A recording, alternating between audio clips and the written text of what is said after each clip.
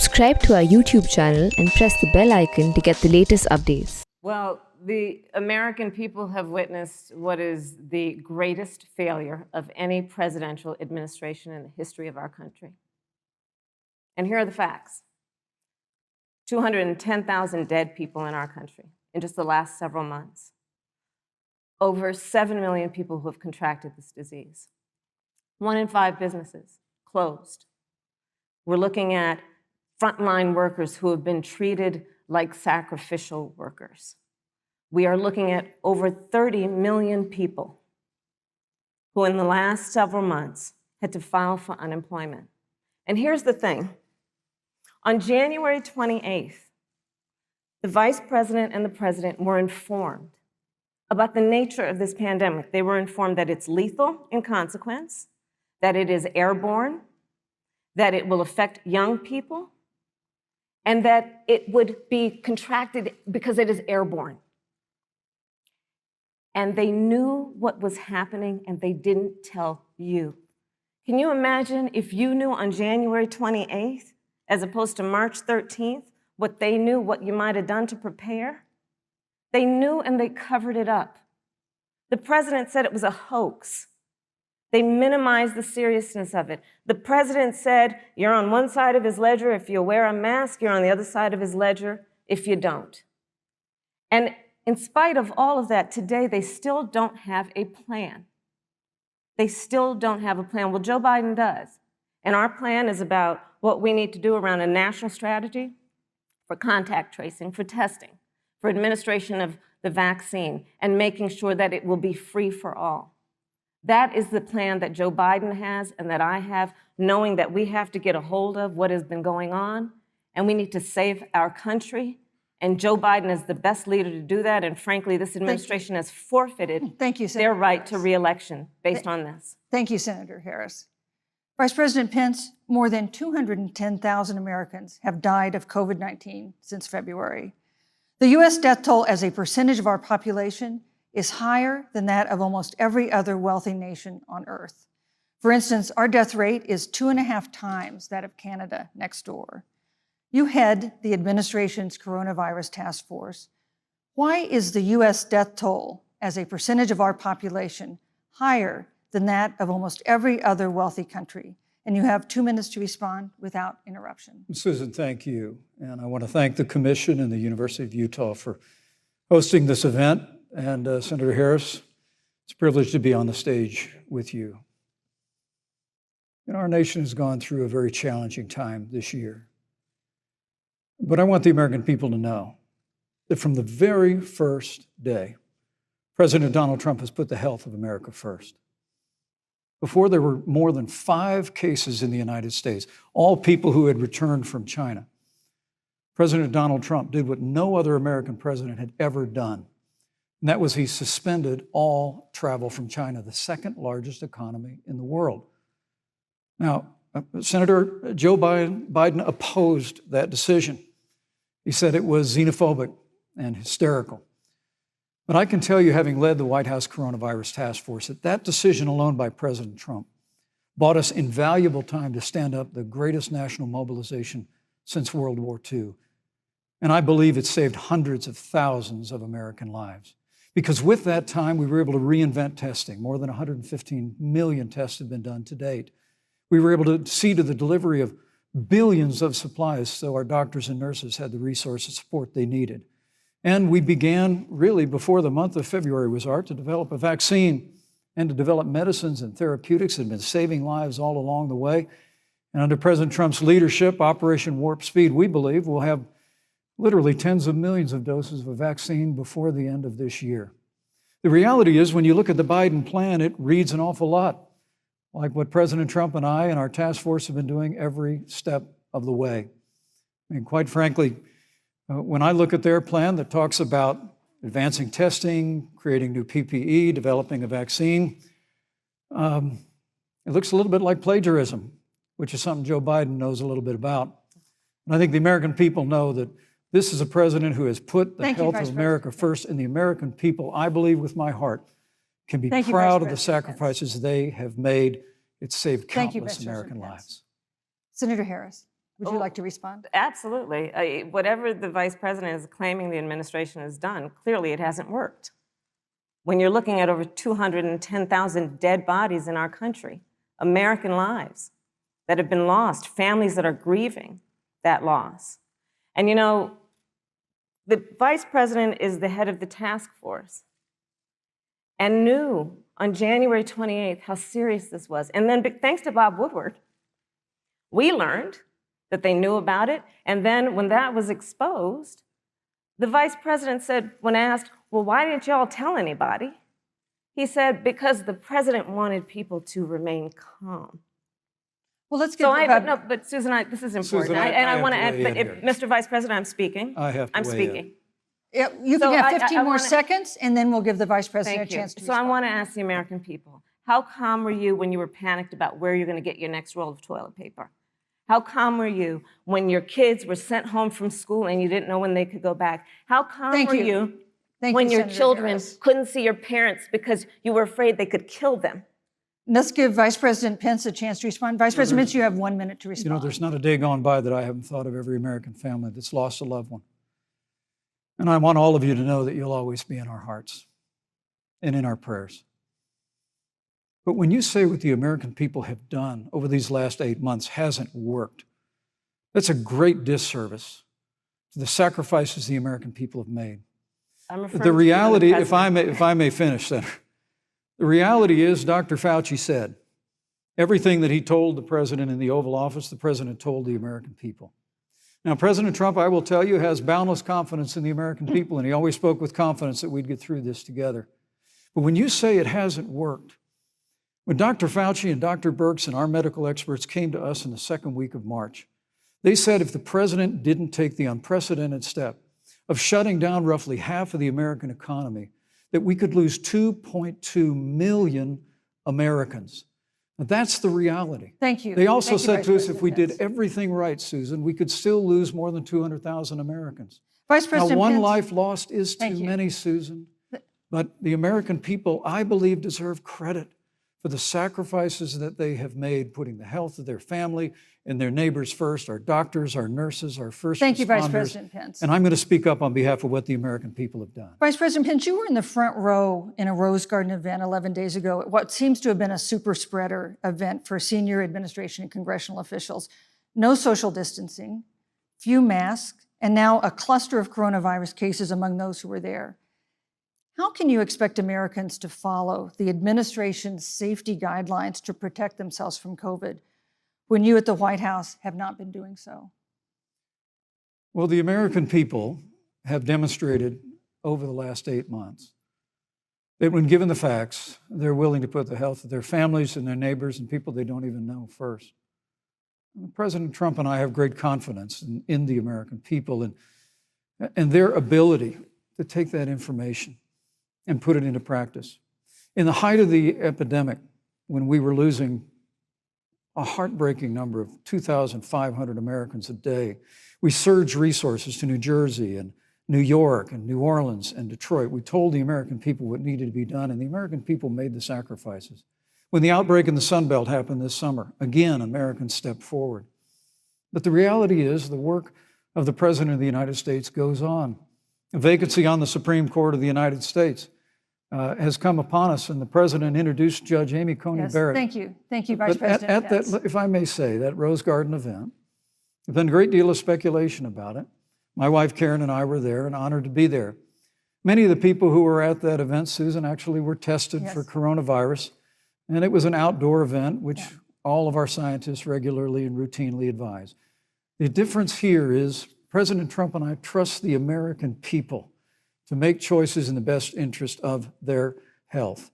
Joe Biden and Kamala Harris consistently talk about mandates, and not just mandates with the coronavirus, but a government takeover of health care, Thank you, the Vice Green New President Pence. Deal, all government control. We're about freedom and respecting the freedom of the American people. Let's talk about respecting the American people.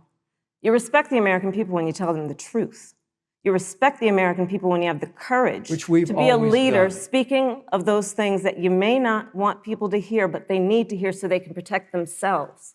But this administration stood on information that if you had as a parent, if you had as a worker, knowing you didn't have enough money saved up, and now you're standing in a food line because of the ineptitude of an administration that was unwilling to speak the truth to the American people.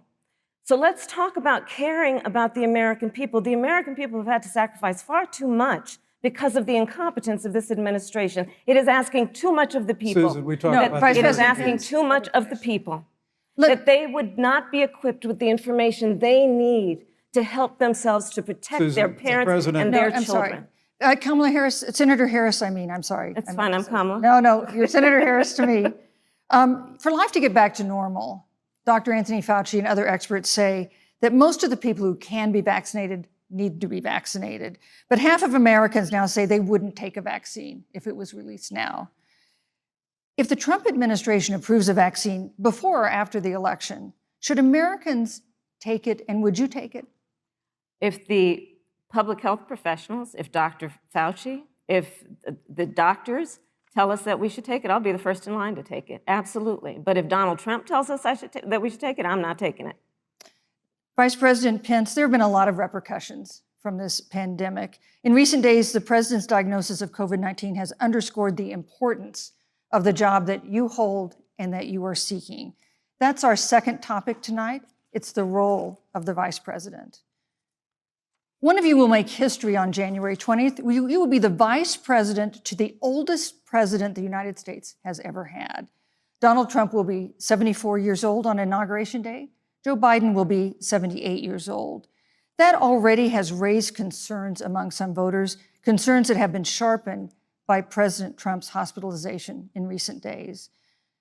Vice President Pence, have you had a conversation or reached an agreement with President Trump about safeguards or procedures when it comes to the issue of presidential disability? And if not, do you think you should? You have 2 minutes without interruption. Well, Susan, thank you, although I would like to go back.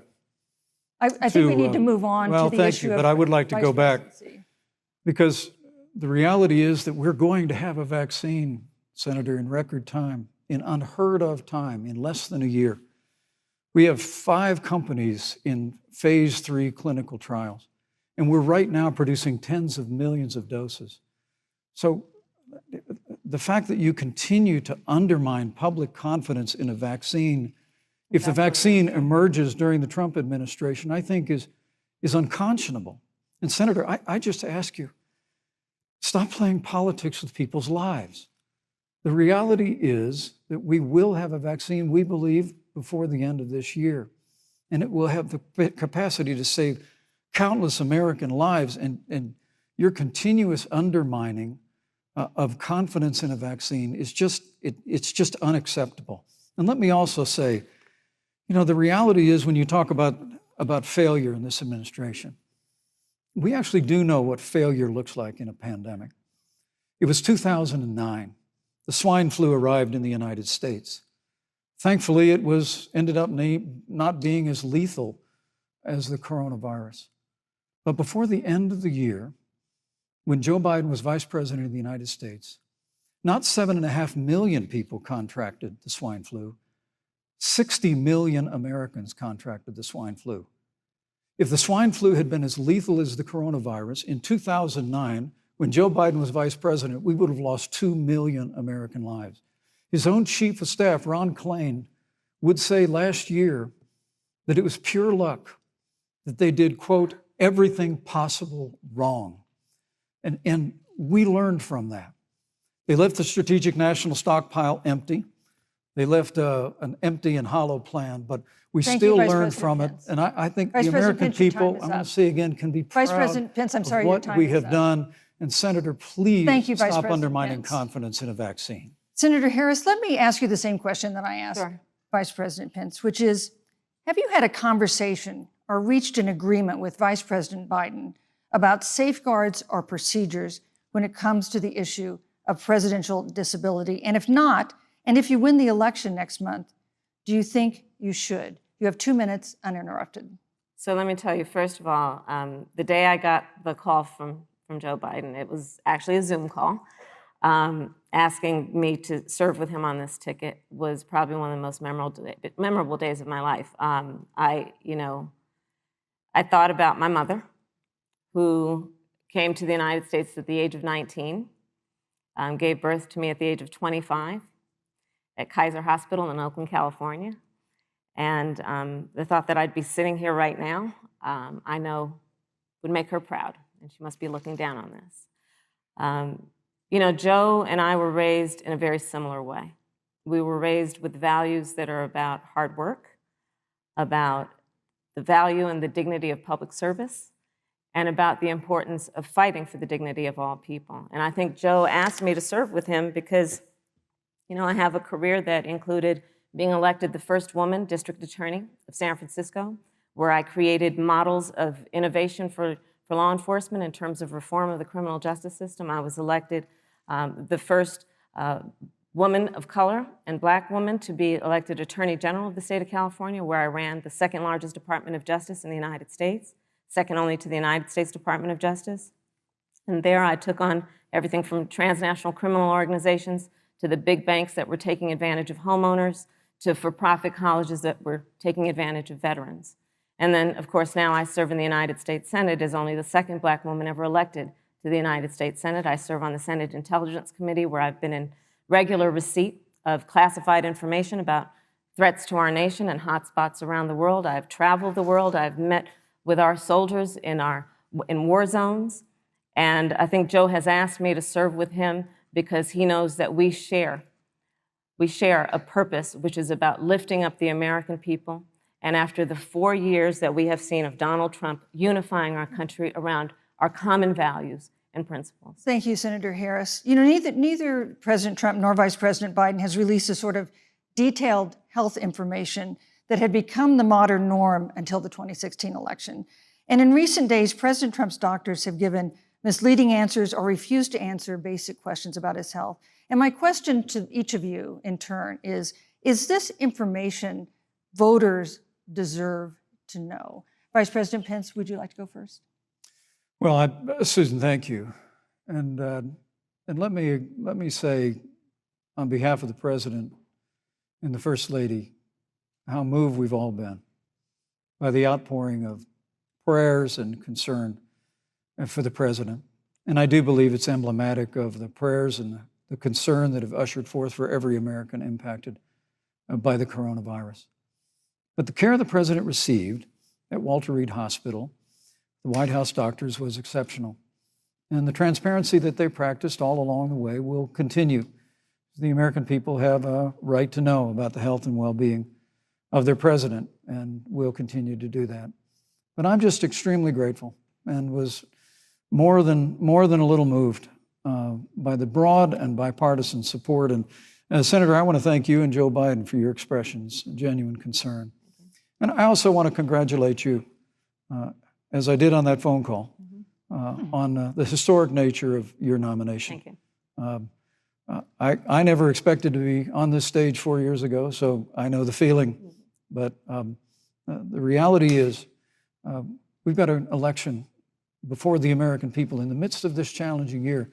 And the stakes have never been higher, but I think the choice has never been clearer. I want to give Senator Harris a chance to respond to the same question I asked, which is, do voters have a right to know more detailed health information about presidential candidates and especially about presidents, especially when they're facing some kind of challenge? Absolutely, and that's why Joe Biden has been so incredibly transparent, and certainly by contrast, the president has not, both in terms of health records, but also let's look at taxes. We now know, because of great investigative journalism, that Donald Trump paid $750 in taxes. When I first heard about it, I literally said, "You mean $750,000? And it was like, no, $750. We now know Donald Trump owes and is in debt for $400 million. And just so everyone is clear, when we say in debt, it means you owe money to somebody.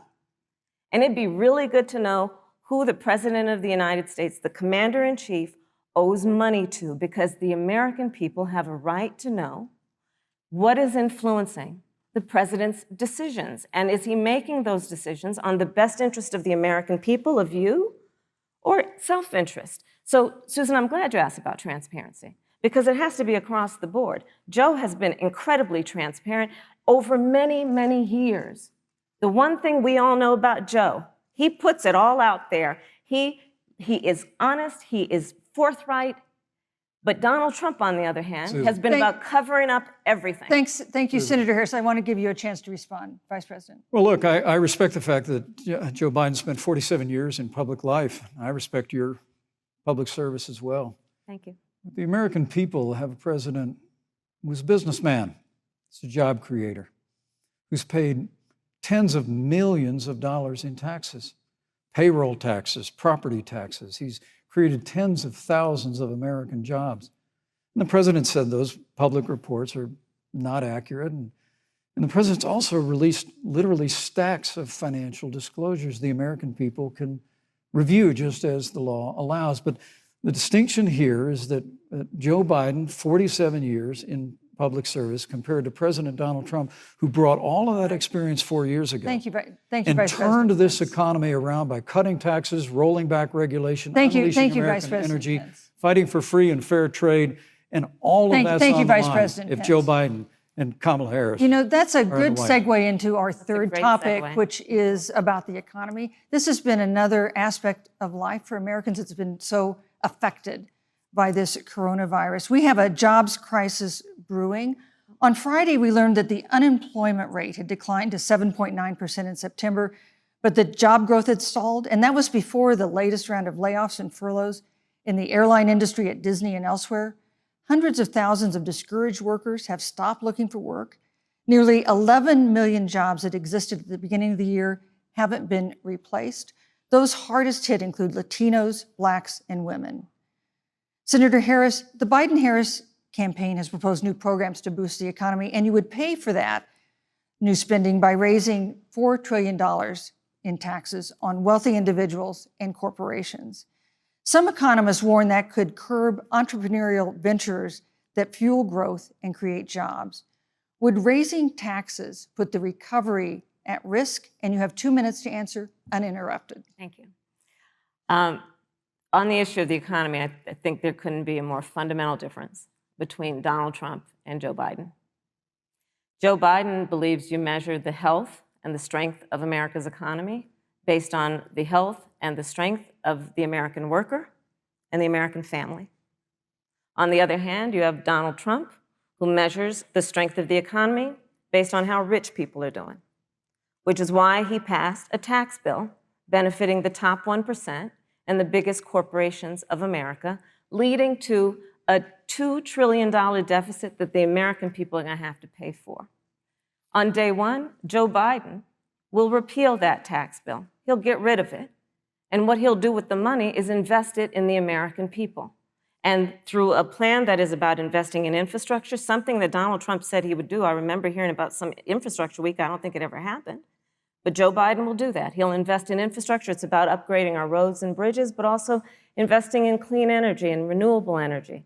Joe is going to invest that money in what we need to do around innovation. There was a time when our country believed in science and invested in research and development so that we were an innovation leader on the globe. Joe Biden will use that money to invest in education. So, for example, for folks who want to go to a 2-year community college, it will be free. If you come from a family that makes less than $125,000, you'll go to a public university for free. And across the board, we'll make sure that if you have student loan debt, it's cut by $10,000. That's how Joe Biden thinks about the economy, which is it's about investing in the people of our country as opposed to passing a tax bill, which had the benefit of letting American corporations go offshore to do their business. Thank you, You're Senator welcome. Harris. Vice President Pence, your administration has been predicting a rapid and robust recovery, but the latest economic report suggests that's not happening. Should Americans be braced for an economic comeback that is going to take not months, but a year or more? You have 2 minutes to answer uninterrupted. When President Trump and I took office, America had gone through the slowest economic recovery since the Great Depression. Because when Joe Biden was vice president, they tried to tax and spend and regulate and bail our way back to a growing economy. President Trump cut taxes across the board. Despite what Senator Harris says, the average American family of four had $2,000 in savings in taxes. And with the rise in wages that occurred, most predominantly for blue-collar, hardworking Americans, the average household income for a family of four increased by $4,000 following President Trump's tax cuts. But America, you just heard Senator Harris tell you, on day one, Joe Biden's going to raise your taxes. It's really remarkable to think, Susan. I mean, right after a time where we're going through a pandemic that lost 22 million jobs at the height, we've already added back 11.6 million jobs because we had a president who cut taxes, rolled back regulation, unleashed American energy, fought for free and fair trade, and secured $4 trillion from the Congress of the United States to give direct payments to families, save 50 million jobs through the Paycheck Protection Program. We literally have spared no expense to help the American people and the American worker through this. Joe Biden and Kamala Harris want to raise taxes. They want to bury our economy under a $2 trillion Green New Deal, which you were one of the original co-sponsors of in the United States Senate. They want to abolish fossil fuels and ban fracking, which would cost hundreds of thousands of American jobs all across the heartland. And Joe Biden wants to go back to the economic surrender to China, that when we took office, half of our international trade deficit was with China alone. And Joe Biden wants to repeal all of the tariffs that President Trump put into effect to fight for American jobs and American workers. Joe Biden says democracy's on the ballot. Make no mistake about it, Susan. The American economy, the American comeback is on the ballot with 4 more years of growth and opportunity, 4 more years of President Donald Trump. 2021 is going to be the biggest economic year in the history of this country. Thank you, Vice President Pence. Senator Harris. Well, I mean, I thought we saw enough of it in last week's debate, but I think this is supposed to be a debate based on fact and truth. And the truth and the fact is, Joe Biden has been very clear. He will not raise taxes on anybody who makes less than $400,000 a year. He said he's going to repeal the Trump tax cuts. Mr. Vice President, I'm speaking. Well, wait. I'm speaking. It'd be important if you said the truth. Joe Biden said twice in the debate last week that he's going to repeal the Trump tax cuts. That was tax cuts that gave the average working family $2,000 in a tax break every single year. Senator, that is that's the math. absolutely not true. That Is he only going to repeal part of the Trump tax cuts? If you don't mind letting me finish, we can then have a conversation, okay? Please. Okay. Joe Biden will not raise taxes on anyone who makes less than $400,000 a year. He has been very clear about that. Joe Biden will not end fracking. He has been very clear about that. Joe Biden is the one who, during the Great Recession, was responsible for the Recovery Act that brought America back. And now the Trump-Pence administration wants to take credit when they rode the coattails of Joe Biden's success for the economy that they had at the beginning of their term. Of course, now the economy is a complete disaster. But Joe Biden, on the one hand, did that. On the other hand, you have Donald Trump, who has reigned over a recession that is being compared to the Great Depression. On the one hand, you have Joe Biden, who was responsible with President Barack Obama for the Affordable Care Act, which brought health care to over 20 million Americans and protected people with pre-existing conditions. And what it also did is it saved those families who otherwise were going bankrupt because of hospital bills they could not afford. On the other hand, you have Donald Trump, who's in court right now, trying to get rid of the Affordable Care Act, which means that you will lose protections if you have pre-existing conditions. And this is very important, Susan. Yes, and it's but we need to give Vice President. He interrupted me, and I'd like to just finish, please. If you have a pre-existing condition, heart disease, diabetes, breast cancer, they're coming for you.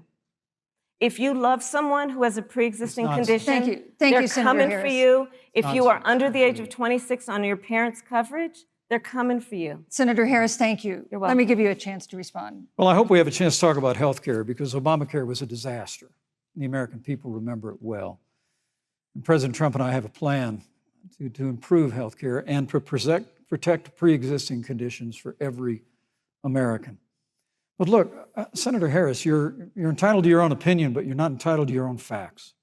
You yourself said on multiple occasions when you were running for president that you would ban fracking. Joe Biden looked at a supporter in the eye and pointed and said, I guarantee that we will abolish fossil fuels. They have a $2 trillion version of the Green New Deal, Susan, that your newspaper, USA Today, said really wasn't that very different from the original Green New Deal.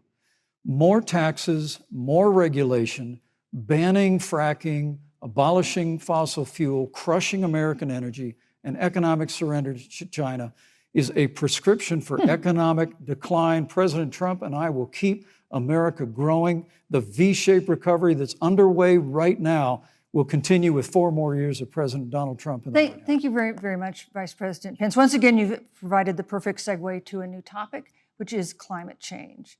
And Vice President Pence, I'd like to pose the first question to you. This year, we've seen record-setting hurricanes in the South. Another one, Hurricane Delta, is now threatening the Gulf. And we have seen record-setting wildfires in the West. Do you believe, as the scientific community has concluded, that man-made climate change has made wildfires bigger, hotter, and more deadly, and have made hurricanes wetter, slower, and more damaging? You have 2 minutes uninterrupted. Thank you, Susan.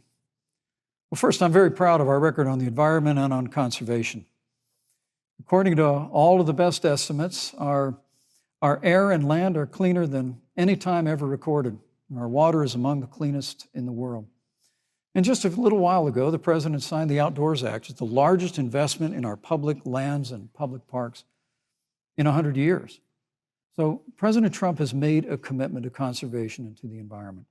Now, with regard to climate change, the climate is changing. But the issue is, what's the cause and what do we do about it? President Trump has made it clear that we're going to continue to listen to the science. Now, Joe Biden and Kamala Harris would put us back in the Paris Climate Accord. They'd impose the Green New Deal, which would crush American energy, would increase the energy costs of American families in their homes, and literally would crush American jobs. And President Trump and I believe that the progress that we have made in a cleaner environment has been happening precisely because we have a strong free market economy. You know, what's remarkable is the United States has reduced CO2 more than the countries that are still in the Paris Climate Accord, but we've done it through innovation. And we've done it through natural gas and fracking, which, Senator, the American people can go look at the record. I know Joe Biden says otherwise now, as you do, but the both of you repeatedly committed to abolishing fossil fuel and banning fracking. And so by creating the kind of American innovation, we're actually steering toward a stronger and better environment. With regard to wildfires, President Trump and I believe that forest management has to be front and center, and even Governor Gavin Newsom from your state has agreed we've got to work on forest management. And with regard to hurricanes, the National Oceanic Administration tells us that actually as difficult as they are, Thank you, Vice President. There are no more hurricanes today than there were 100 years ago. Thank you. But many of the climate alarmists use hurricanes and wildfires to try and sell their bill of goods of a Green New Deal. And President Trump and I are going to always put American jobs and American workers first. Senator Harris, as the Vice President mentioned, you co-sponsored the Green New Deal in Congress. But Vice President Biden said in last week's debate that he does not support the Green New Deal. But if you look at the Biden-Harris campaign website, it describes the Green New Deal as a crucial framework. What exactly would be the stance of a Biden-Harris administration toward the Green New Deal? You have 2 minutes uninterrupted. Sure. So first of all, I will repeat, and the American people know, that Joe Biden will not ban fracking. That is a fact. That is a fact. I will repeat that Joe Biden has been very clear that he thinks about growing jobs, which is why he will not increase taxes for anyone who makes less than $400,000 a year. Joe Biden's economic plan, Moody's, which is a reputable Wall Street firm, has said will create 7 million more jobs than Donald Trump's. And part of those jobs that will be created by Joe Biden are going to be about clean energy and renewable energy. Because you see, Joe understands that the west coast of our country is burning, including my home state of California. Joe sees what is happening on the Gulf states, which are being battered by storms. Joe has seen and talked with the farmers in Iowa, whose entire crops have been destroyed because of floods. And so Joe believes, again, in science. I'll tell you something, Susan. I served, when I first got to the Senate, on the committee that's responsible for the environment. Do you know this administration took the word science off the website and then took the phrase climate change off the website? We have seen a pattern with this administration, which is they don't believe in science. And Joe's plan is about saying we're going to deal with it, but we're also going to create jobs. Donald Trump, when asked about the wildfires in California, and the question was, the science is telling us this, you know what Donald Trump said? Science doesn't know. So let's talk about who is prepared to lead our country over the course of the next 4 years on what is an existential threat to us as human beings. Joe is about saying we're going to invest that in renewable energy. It's going to be about the creation of millions of jobs. We will achieve net zero emissions by 2050, carbon neutral by 2035. Joe has a plan. This has been a lot of talk from the Trump administration, and really it has been to go backward instead of forward. We will also re-enter the climate agreement with pride. Senator Harris just said that climate change is an existential threat. Vice President Pence, do you believe that climate change poses an existential threat? As I said, Susan, the climate is changing. We'll follow the science. But once again, Senator Harris is denying the fact that they're going to raise taxes on every American. Joe Biden said twice in the debate last week that on day one he was going to repeal the Trump tax cuts. Those tax cuts delivered $2,000 in tax relief to the average family of four across America. And with regard to banning fracking, I just recommend that people look at the record. You yourself said repeatedly that you would ban fracking. You were the first Senate co-sponsor of the Green New Deal. And while Joe Biden denied the Green New Deal, Susan, thank you for pointing out, the Green New Deal is on their campaign website. And as USA Today said, it's essentially the same plan as you co-sponsored with AOC when she submitted it in the Senate. And you just heard the senator say that she's going to resubmit America to the Paris Climate Accord. Look, the American people have always cherished our environment. We'll continue to cherish it. We've made great progress reducing CO2 emissions through American innovation and the development of natural gas through fracking. We don't need a massive $2 trillion Green New Deal that would impose all new mandates on American businesses and American families. Thank you. Joe Biden wants us to retrofit 4 million American business buildings. It makes no sense. It will cost jobs. President Trump is going to put America first. He's going to put jobs first, and we're going to take care of our environment and follow the science. Thank you, Vice President. On the issue of jobs, Senator Harris, let's talk about that. The Vice President earlier referred to, as part of what he thinks is an accomplishment, the President's trade war with China. You lost that trade war. You lost it. What ended up happening is because of a so-called trade war with China, America lost 300,000 manufacturing jobs. Farmers have experienced bankruptcy because of it. We are in a manufacturing recession because of it.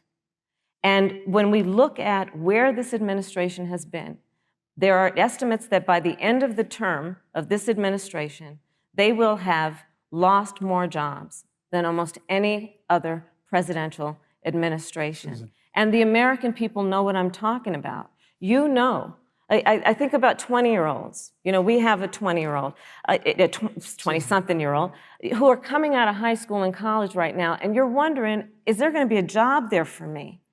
We're looking at people who are trying to figure out how they're going to pay rent by the end of the month. Almost half of American renters are worried about whether they're going to be able to pay rent by the end of the month. This is where the economy is in America right now, and it is because of the catastrophe and the failure of leadership of this administration. Thank you, Senator Harris. Vice President Pence, let me give you just 15 seconds to respond, because then I want to move on to I'd love to respond. Look, lost the trade war with China. Joe Biden never fought it. Joe Biden has been a cheerleader for communist China over the last several decades. And again, Senator Harris, you're entitled to your opinion. You're not entitled to your own facts. When Joe Biden was vice president, we lost 200,000 manufacturing jobs, and President Obama said they were never coming back. He said we needed a magic wand to bring them back. In our first 3 years after we cut taxes, rolled back regulation, unleashed American energy, this administration saw 500,000 manufacturing jobs created.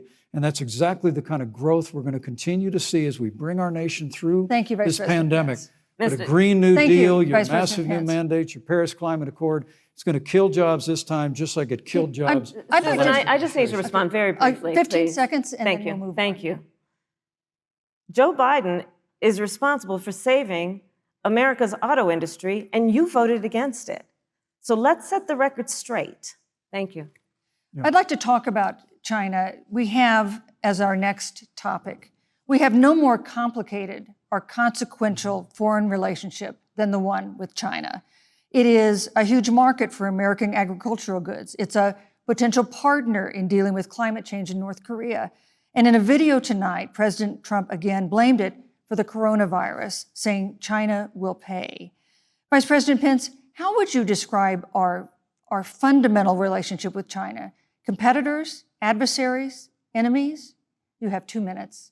Thank you, Susan. Well, before I leave that, let me speak to voting records if I can. You know, everybody knows that NAFTA cost literally thousands of American factories to close. We saw automotive jobs go south of the border. President Trump fought to renegotiate NAFTA. And the United States-Mexico-Canada agreement is now the law of the land. American people deserve to know Senator Kamala Harris was one of only 10 members of the Senate to vote against the USMCA. It was a huge win for American auto workers. It was a huge win for American farmers, especially dairy in the upper Midwest. But Senator, you said it didn't go far enough on climate change, that you put your radical environmental agenda ahead of American auto workers and ahead of American jobs. I think the American people deserve to know that. It's probably why Newsweek magazine said that Kamala Harris was the most liberal member of the United States Senate in 2019, more liberal than Bernie Sanders, more liberal than any of the others in the United States Senate. So now with regard to China, look, Susan, first and foremost, China is to blame for the coronavirus. And President Trump is not happy about it. He's made that very clear, made it clear again today. China and the World Health Organization did not play straight with the American people. They did not let our personnel into China to get information on the coronavirus until the middle of February. Fortunately, President Trump, in dealing with China from the outset of this administration, standing up to China that had been taking advantage of America for decades in the wake of Joe Biden's cheerleading for China, President Trump made that decision before the end of January to suspend all travel from China. And again, the American people deserve to know Joe Biden opposed President Trump's decision to suspend all travel from China. He said it was hysterical. He said it was xenophobic. Thank you, Vice President Pence. But President Trump has stood up to China. We're going to continue to stand strong. Thank you, Vice President Pence. We want to improve the relationship, but we're going to level the playing field, and we're going to hold China accountable for what they did to America with the coronavirus. Thank you. Senator Harris, let me ask you the same question that I asked the Vice President. How would you describe our fundamental relationship with China? Are we competitors, adversaries, enemies? You'll have 2 minutes uninterrupted. Susan, the Trump administration's perspective and approach to China has resulted in the loss of American lives, American jobs, and America's standing. There's a weird obsession that President Trump has had with getting rid of whatever accomplishment was achieved by President Obama and Vice President Biden.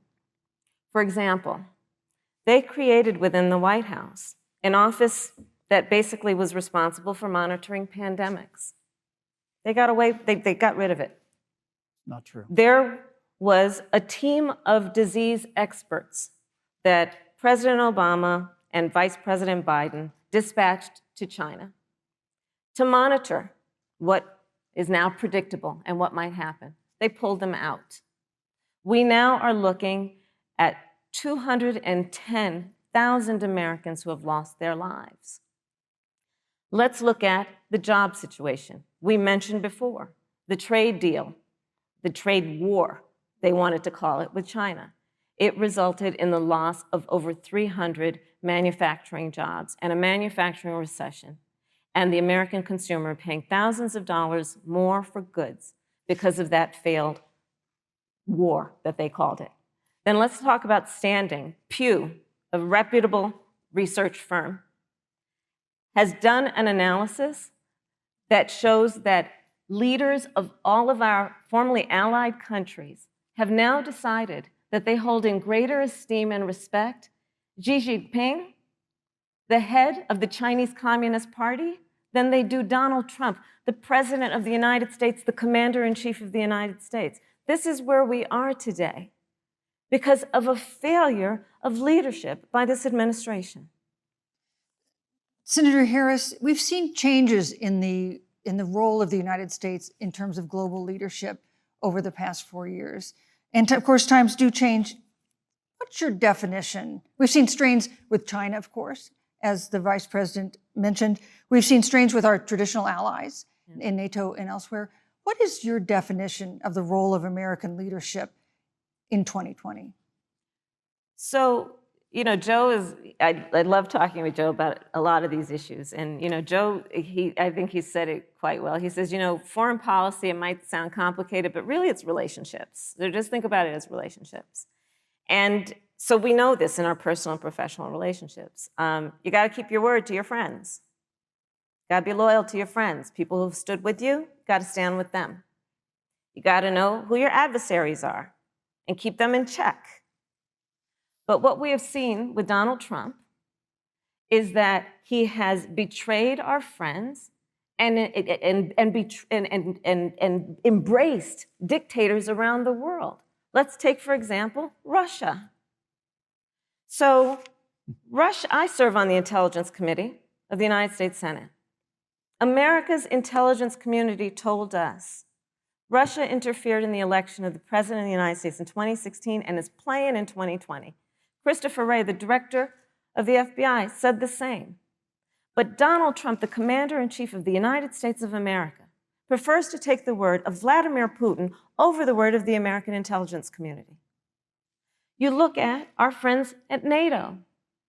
He has walked away from agreements. You can look at the Iran nuclear deal, which now has put us in a position where we are less safe because they are building up what might end up being a significant nuclear arsenal.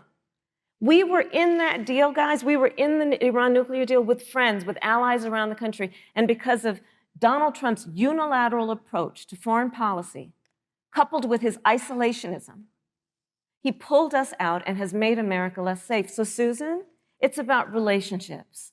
And the thing that has always been part of the strength of our nation, in addition to our great military, has been that we keep our word. But Donald Trump doesn't understand that because he doesn't understand what it means to be honest.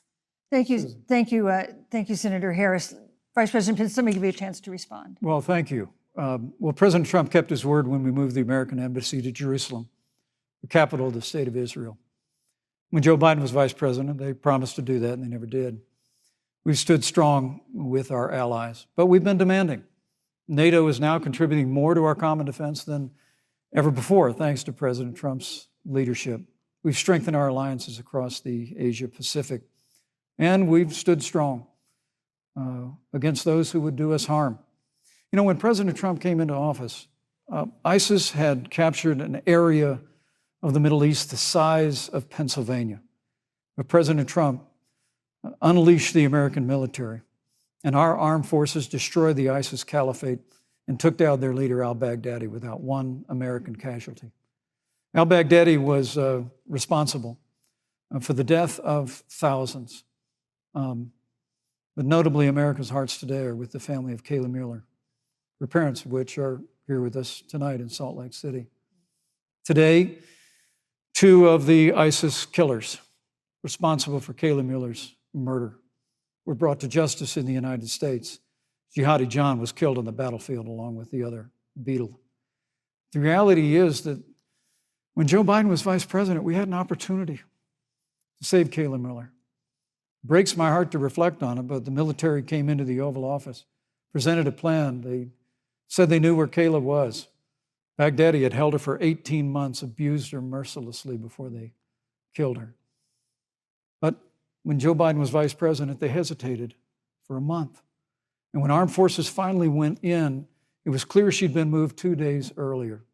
And her family says with a heart that broke the heart of every American that if President Donald Trump had been president, they believe Kayla would be alive today. Thank you, Vice Look, President. we destroyed the ISIS caliphate.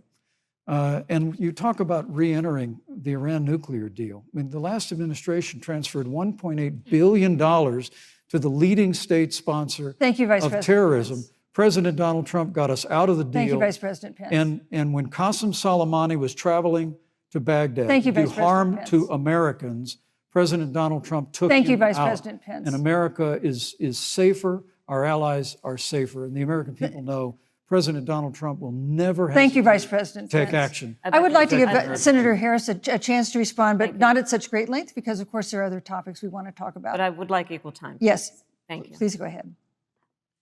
First of all, to the Mueller family, I know about your daughter's case, and I'm so sorry. I'm so sorry. What happened to her is awful, and it should have never happened. And I know Joe feels the same way. And I know that President Obama feels the same way. But you mentioned Soleimani. Let's start there. So after the strike on Soleimani, there was a counter strike on our troops in Iraq. And they suffered serious brain injuries. And do you know what Donald Trump dismissed them as? Headaches. And this is about a pattern of Donald Trump's, where he has referred to our men who are serving in our military as suckers and losers. Donald Trump, who went to Arlington Cemetery and stood above the graves of our fallen heroes and said, what's in it for them? Because, of course, he only thinks about what's in it for him. Let's take what he said about John McCain, a great American hero. And Donald Trump says he doesn't deserve to be called a hero because he was a prisoner of war. And this is very important when you want to talk about who is the current commander-in-chief and what they care about and what they don't care about. Public reporting that Russia had bounties on the heads of American soldiers. And you know what a bounty is? It's somebody puts a price on your head and they will pay it if you are killed. And Donald Trump had talked at least 6 times to Vladimir Putin and never brought up the subject. Joe Biden would never do that. Thank you. Joe Biden would, but Joe Biden would hold Russia to account for any threat to our nation's security or to our troops who are sacrificing their lives for the sake of our democracy and our safety. Thank you, Senator Harris. This is such an important issue, but we have other important issues as well. And Susan, I want to make respond sure to we that. have a chance I really have to talk about respond to that. I'm- Look, she has 15 seconds because Well, I gotta we're have trying more to than keep. that. Look. Well, I'm sorry, but Vice President Look, Pence, you've had more time than she's had so far. Slanders against President Donald Trump regarding men and women of our armed forces are absurd. I'm sorry, Vice My President son is Pence. a captain in the United Yes. States Marine Corps. My son-in-law is deployed in the United States Navy. I can assure all of you, with sons and daughters serving in our military, President Donald Trump not only respects but reveres all of those who serve in our armed forces, and any suggestion otherwise is ridiculous. Thank me you, also Vice President say Pence. the Vice The President American Pence, people deserve, Susan, Vice the President American Pence, people I deserve to didn't, know. Vice President there's a Pence, I did not, pattern. excuse The me, Amer- Susan, the I did American not people create deserve the to know rules for tonight. Joe Biden. Your and Kam- campaigns agreed to the rules for tonight's I- debate with the Commission on Presidential Debates. I'm here to enforce them, which involves moving from one topic to another, giving roughly equal time to both of you, Go right which is what I'm trying very hard to Go do. right ahead. So I want to go ahead and move to the next topic, which is an important one, as the last topic was, and that is the Supreme Court. On Monday, the Senate Judiciary Committee is scheduled to open hearings on Amy Coney Barrett's nomination to the Supreme Court. Senator Harris, you'll be there as a member of the committee. Her confirmation would cement the court's conservative majority and make it likely open to more abortion restrictions, even to overturning the landmark Roe v. Wade ruling. Access to abortion would then be up to the states. Vice President Pence, you're the former governor of Indiana. If Roe v. Wade is overturned, what would you want Indiana to do? Would you want your home state to ban all abortions? You have 2 minutes, uninterrupted. Well, thank you for the question, but I'll use a little bit of my time to respond to that very important issue before. The American people deserve to know Qasem Soleimani, the Iranian general, was responsible for the death of hundreds of American service members. When the opportunity came, we saw him headed to Baghdad to kill more Americans. President Trump didn't hesitate, and Qasem Soleimani is gone. But you deserve to know that Joe Biden and Kamala Harris actually criticized the decision to take out Qasem Soleimani. It's really inexplicable, but with regard to Joe Biden, it's explainable. Because history records that Joe Biden actually opposed the raid against Osama bin Laden. It's absolutely essential that we have a commander-in-chief who will not hesitate to act to protect American lives and to protect American service members, and that's what you have in President Donald Trump. Now, with regard to the Supreme Court of the United States, let me say President Trump and I could not be more enthusiastic about the opportunity to see Judge Amy Coney Barrett become Justice Amy Coney Barrett. Now, she's a brilliant woman, and she will bring a lifetime of experience and a sizable American family to the Supreme Court of the United States. And our hope is, in the hearing next week, unlike Justice Kavanaugh received with treatment from you and others, we hope she gets a fair hearing. And we particularly hope that we don't see the kind of attacks on her Christian faith that we saw before.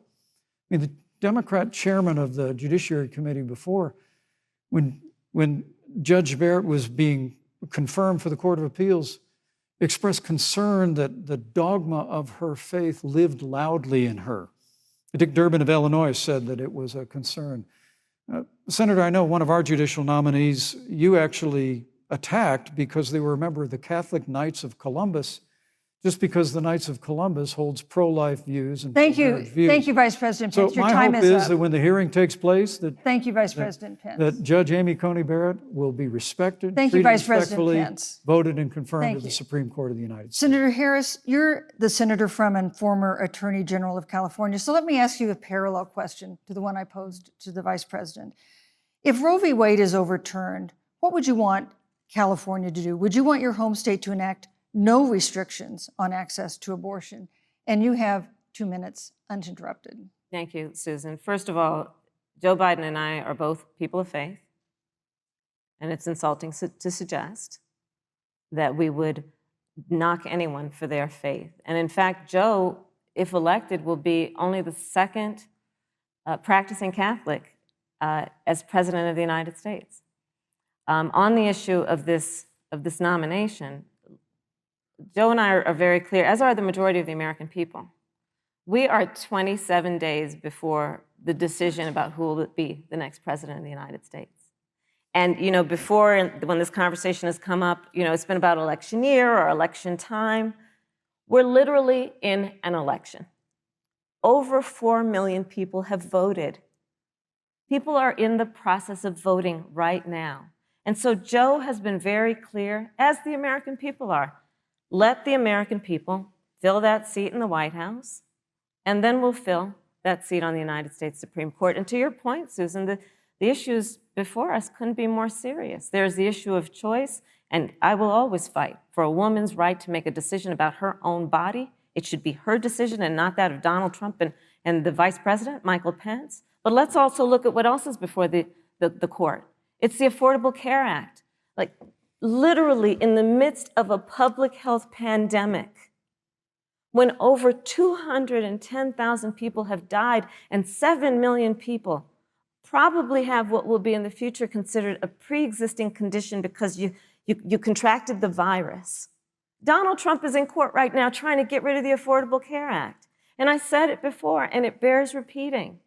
This means that there will be no more protections, if they win, for people with pre-existing conditions. This means that over 20 million people will lose your coverage. It means that if you're under the age of 26, you can't stay on your parents' coverage anymore. And here's the thing. The contrast couldn't be more clear.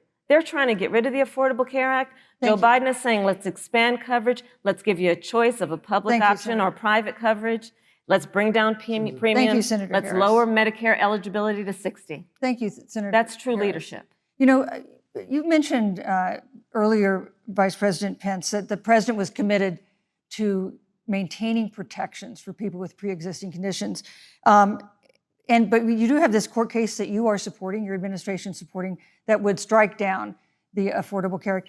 The president says, President Trump says that he's going to protect people with pre-existing conditions, but he has not explained how he would do that. And that was one of the toughest nuts to crack when they were passing the Affordable Care Act. So tell us specifically, how would your administration protect Americans with pre-existing conditions to have access to affordable insurance if the Affordable Care Act is struck down?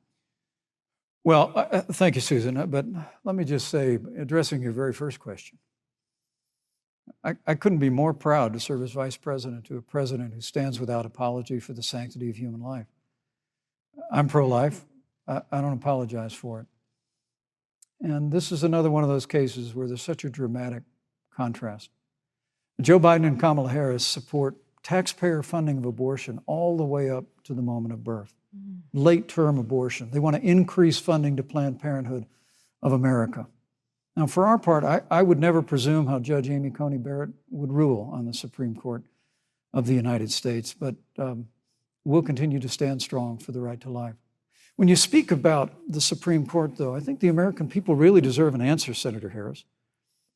Are you and Joe Biden going to pack the court if Judge Amy Coney Barrett is confirmed? I mean, there have been 29 vacancies on the Supreme Court during presidential election years, from George Washington to Barack Obama. Presidents have nominated in all 29 cases.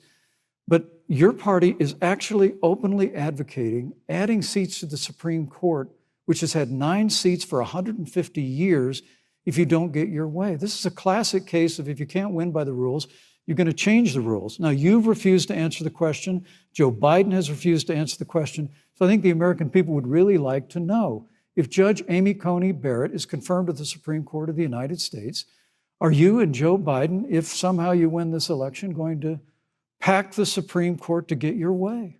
I'm so glad we went through a little history lesson. Let's do that a little more. In 1864... Well, I'd like you to answer the question. No, Mr. Vice President, I'm speaking. I'm speaking. Okay. In 1864, one of the, I think, political heroes, certainly of the president, I assume of you also, Mr. Vice President, is Abraham Lincoln. Mm-hmm. Abraham Lincoln was up for re-election, and it was 27 days before the election, and a seat became open on the United States Supreme Court.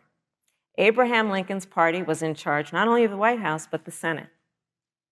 But Honest Abe said it's not the right thing to do. The American people deserve to make the decision about who will be the next president of the United States, and then that person can select who will serve for a lifetime on the highest court of our land. And so Joe and I are very clear. The American people are voting right now, and it should be their decision about who will serve on this most important body for a lifetime. Thank you, Senator Harris. People, Susan, are voting right now. They'd like to know if you and Joe Biden are going to pack the Supreme Court if you don't get your way in this nomination. Let's talk about packing. You once again gave a non-answer. Joe Biden gave a non-answer. Trying to answer you now. The American people deserve a straight answer. And if you haven't figured it out yet, the straight answer is they are going to pack the Supreme Court if they somehow win this election. Men and women, I got to tell you, people across this country, if you cherish our Supreme Court, if you cherish the separation of powers, you need to reject the Biden-Harris ticket. Come November the 3rd, re-elect President Donald Trump, and we'll stand by that separation of powers in a 9-seat Supreme Court. Yeah, let's talk about packing the court then. Let's talk about the fact. Yeah, I'm about to. So the Trump-Pence administration has been, because I sit on the Senate Judiciary Committee, Susan, as you mentioned, and I've witnessed the appointments for lifetime appointments to the federal courts, district courts, courts of appeal. People who are purely ideological, people who have been reviewed by by legal professional organizations and found to have been not competent are substandard. And do you know that of the 50 people who President Trump appointed to the Court of Appeals for lifetime appointments, not one is Black? This is what they've been doing. You want to talk about packing a court? Let's have that discussion. All right, thank you. Thank you, Senator. Let's go on and talk about the issue of racial justice. I just want the record to reflect she never answered the question. So I think the American people, Thank maybe you. the next debate, Joe Biden will answer the question, but I think the American people know the answer. Thank you, Vice President. In March, Breonna Taylor, a 26-year-old emergency room technician in Louisville, was shot and killed after police officers executing a search warrant in a narcotics investigation broke into her apartment. The police said they identified themselves. Taylor's boyfriend said he didn't hear them do that. He used a gun registered to him to fire a shot, which wounded an officer. The officers then fired more than 20 rounds into the apartment. They say they were acting in self-defense. None of them have been indicted in connection with her death. Senator Harris, in the case of Breonna Taylor, was justice done? You have 2 minutes. I don't believe so. And I've talked with Breonna's mother, Tamika Palmer, and her family. And her family deserves justice. She was a beautiful young woman. She had as her life goal to become a nurse, and she wanted to become an EMT to first learn what's going on out on the street so she could then become a nurse and save lives. And her life was taken unjustifiably and tragically and violently. And it brings me to, the 8 minutes and 46 seconds that America witnessed, during which an American man was tortured and killed under the knee of an armed, uniformed police officer. And people around our country of every race, of every age, of every gender, perfect strangers to each other, marched shoulder to shoulder, arm in arm, fighting for us to finally achieve that ideal of equal justice under law. And I was a part of those peaceful protests. And I believe strongly that, first of all, we are never going to condone violence, but we always must fight for the values that we hold dear, including the fight to achieve our ideals. And that's why Joe Biden and I have said on this subject, look, and I'm a former career prosecutor. I know what I'm talking about. Bad cops are bad for good cops. We need reform of our policing in America and our criminal justice system, which is why Joe and I will immediately ban chokeholds and carotid holds. George Floyd would be alive today if we did that. We will require a national registry for police officers who break the law. We will, on the issue of criminal justice reform, get rid of private prisons and cash bail, and we will decriminalize marijuana, and we will expunge the records of those who have been convicted of marijuana. This is a time for leadership on a tragic, tragic issue of unarmed Black people in America who have been killed. Thank you, Senator Harris. Vice President Pence, let me pose the same question to you. In the case of Breonna Taylor, was justice done? You have 2 minutes, uninterrupted. Well, our heart breaks for the loss of any innocent American life. And the family of Breonna Taylor has our sympathies. But I trust our justice system, a grand jury that refused the evidence. And it really is remarkable that as a former prosecutor, you would assume that an impaneled grand jury looking at all the evidence got it wrong. But you're entitled to your opinion, Senator. I think, look, and with regard to George Floyd, there's no excuse for what happened to George Floyd. And justice will be served. But there's also no excuse for the rioting and looting that followed. I mean, it really is astonishing. Flora Westbrook is with us here tonight in Salt Lake City. Just a few weeks ago, I stood at what used to be her salon. It was burned to the ground by rioters and looters. And Flora is still trying to put her life back together. And I must tell you, this presumption that you hear consistently from Joe Biden and Kamala Harris, that, that America is systemically racist. And that, as Joe Biden said, that he believes that law enforcement has an implicit bias against minorities is a great insult to the men and women who serve in law enforcement. And I want everyone to know who puts on the uniform of law enforcement every day that President Trump and I stand with you. And it is remarkable that when Senator Tim Scott tried to pass a police reform bill, brought together a group of Republicans and Democrats, Senator Harris, you got up and walked out of the room. And then you filibustered Senator Tim Scott's bill on the Senate floor that would have provided new accountability, new resources. Look, we don't have to choose between supporting law enforcement, improving public safety, and supporting our African American neighbors and all of our minorities. Under President Trump's leadership, we'll always stand with law enforcement, and we'll do what we've done from day one, and that is improve the lives of African Americans. Thank you, Vice President. Record unemployment, record investments in education, and we'll fight for school choice for all of our minorities. Thank you, Vice President. I'd like to respond. Senator Harris. I will not sit here and be lectured by the Vice President on what it means to enforce the laws of our country. I am the only one on this stage who has personally prosecuted everything from child sexual assault to homicide. I'm the only one on this stage who has prosecuted the big banks for taking advantage of America's homeowners. I'm the only one on this stage who prosecuted for-profit colleges for taking advantage of our veterans.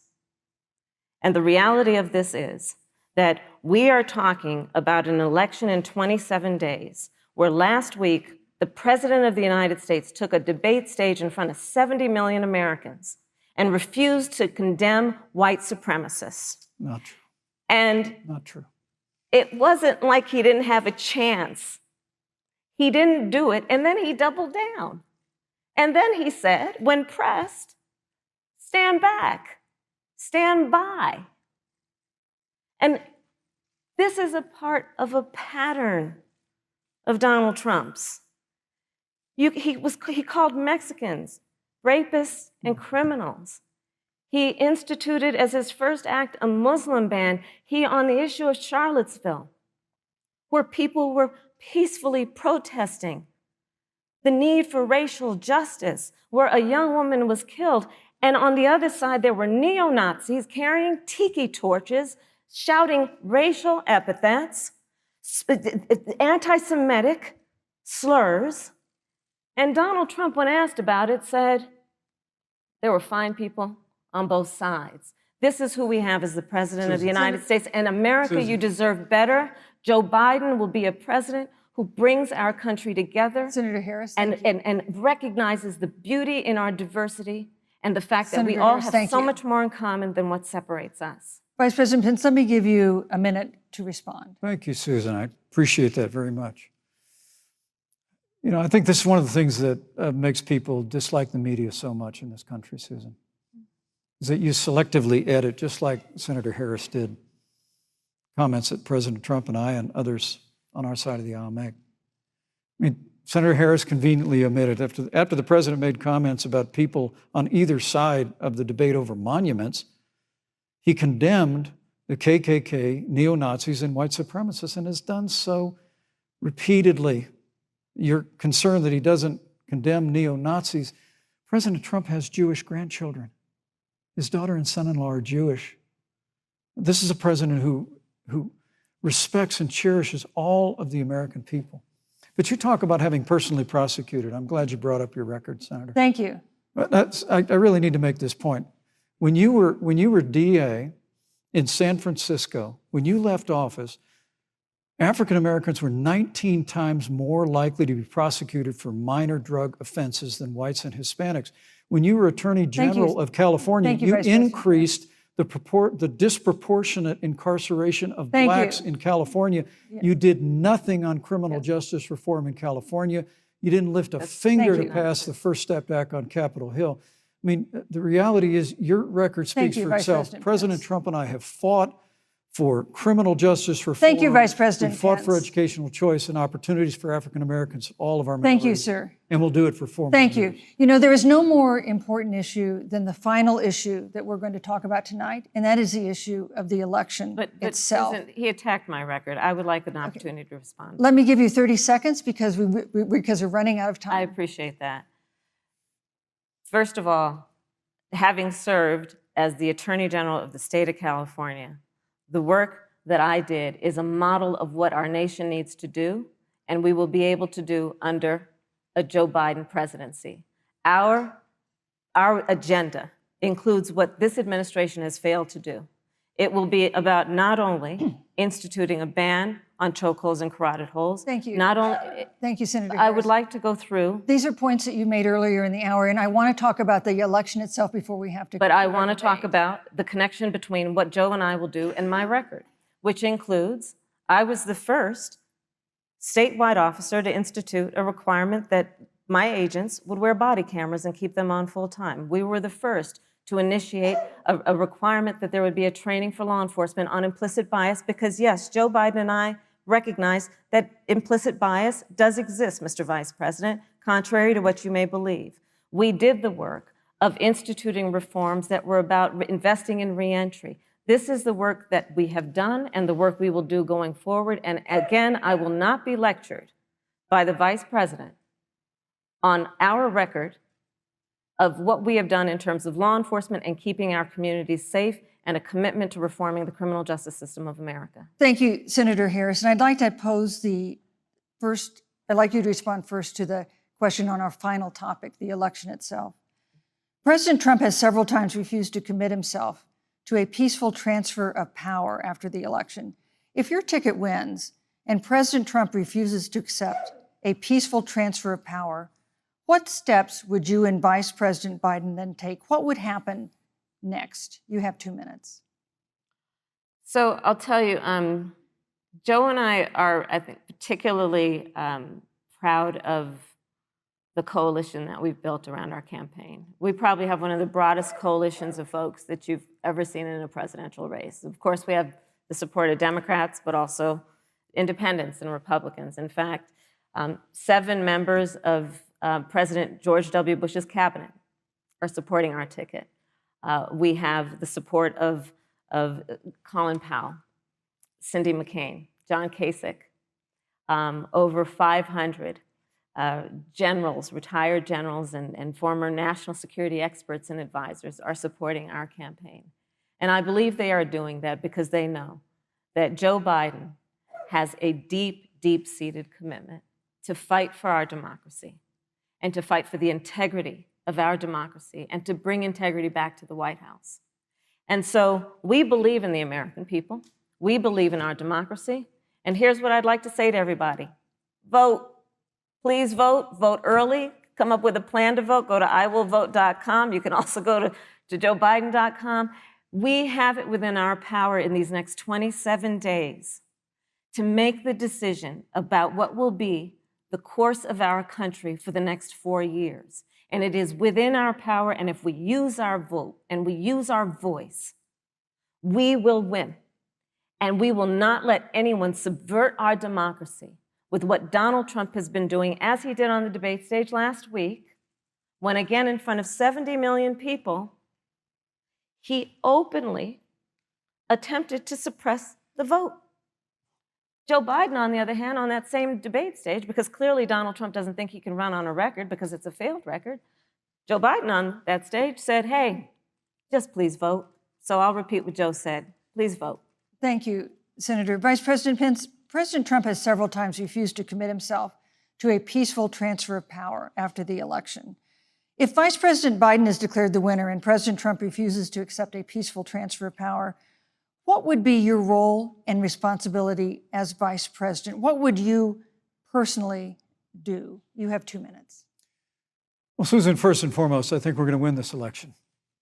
Because while Joe Biden and Kamala Harris rattle off a long litany of the establishment in Washington, D.C., an establishment that Joe Biden's been a part of for 47 years, President Donald Trump has launched a movement of everyday Americans from every walk of life. And I have every confidence that those same Americans that delivered that historic victory in 2016, they see this president's record where we rebuild our military, we revived our economy through tax cuts and rolling back regulation, fighting for fair trade, unleashing American energy. We appointed conservatives to our federal courts at every level. And we stood with the men and women of law enforcement every single day. And I think that movement of Americans has only grown stronger in the last 4 years. But when you talk about accepting the outcome of the election, I must tell you, Senator, your party has spent the last 3.5 years trying to overturn the results of the last election. It's amazing. When Joe Biden was vice president of the United States, the FBI actually spied on President Trump and my campaign. I mean, there were documents released this week that the CIA actually made a referral to the FBI documenting that those allegations were coming from the Hillary Clinton campaign. And of course, we've all seen the avalanche, what you put the country through for the better part of 3 years until it was found that there was no obstruction, no collusion, case closed. And then Senator Harris, you and your colleagues in the Congress tried to impeach the President of the United States over a phone call. And now Hillary Clinton has actually said to Joe Biden that in her words, under no circumstances should he concede the election. So let me just say, I think we're going to win this election. President Trump and I are fighting every day in courthouses to prevent Joe Biden and Kamala Harris from changing the rules and creating this universal mail-in voting that'll create a massive opportunity for voter fraud. And we have a free and fair election. We know we're going to have confidence in it. And I believe in all my heart that President Donald Trump's going to be reelected for 4 more years. You know, I've written all the questions that I've asked tonight, but for the final question of the debate, I'd like to read a question that someone else wrote. The Utah Debate Commission asked students in the state to write essays about what they would like to ask you. And I want to close tonight's debate with the question posed by Brecklin Brown.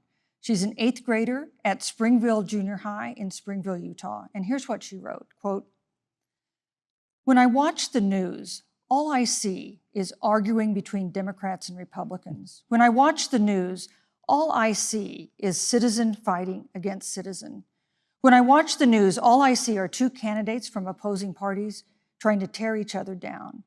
If our leaders can't get along, how are the citizens supposed to get along?" And then she added, "Your examples could make all the difference to bring us together," end quote. So to each of you in turn, I'd like you to take 1 minute and respond to Brecklin. Vice President Pence, you have 1 minute. Brecklin, it's a wonderful question. And let me just commend you for taking an interest in public life. I started following the news when I was very young. And in America, we believe in a free and open exchange of debate. And we celebrate that. And it's how we've created literally the freest and most prosperous nation in the history of the world. But I would tell you that don't assume that what you're seeing on your local news networks is synonymous with the American people. You know, I look at the relationship between Justice Ruth Bader Ginsburg, the late justice who we just lost from the Supreme Court, and the late Justice Antonin Scalia. They were on polar opposites on the Supreme Court of the United States, one very liberal, one very conservative. But what's been learned since her passing was the 2 of them and their families were the very closest of friends. I mean, here in America, we can disagree. We can debate vigorously, as Senator Harris and I have on this stage tonight. But when the debate is over, we come together as Americans. And that's what people do in big cities and small towns all across this country. So I just want to encourage you, Brecklin. I want to tell you that we're going to work every day to have government as good as our people. And the American people each and every day love a good debate. We love a good argument. But we always come together and are always there for one another. Thank you, in Vice times of President. need. And we've especially learned that Thank you, through Mr. the Vice President. difficulties of this year. Senator Harris, what would you say to Brecklin? First of all, I love hearing from our young leaders. And when I hear her words, when I hear your words, Brecklin, I know our future is bright because it is that perspective on who we are and who we should be. that is a sign of leadership and is something we should all aspire to be. And that, that brings me to Joe. Joe Biden, one of the reasons that Joe decided to run for president is after Charlottesville, which we talked about earlier. It so troubled him and upset him, like it did all of us, that there was that kind of hate and division. What propelled Joe to run for president was to see that over the course of the last 4 years, what Brecklin described has been happening. Joe has a long-standing reputation of working across the aisle and working in a bipartisan way. And that's what he's going to do as president. Joe Biden has a history of lifting people up and fighting for their dignity. You have to know Joe's story to know that Joe has known pain, he has known suffering, and he has known love. And so, Brecklin, when you think about the future, I do believe the future is bright. And it will be because of your leadership, and it will be because we fight for each person's voice through their vote, and we get engaged in this election because you have the ability through your work and through, eventually, your vote Thank you, to Senator determine Harris. the future of our country and what its leadership looks like.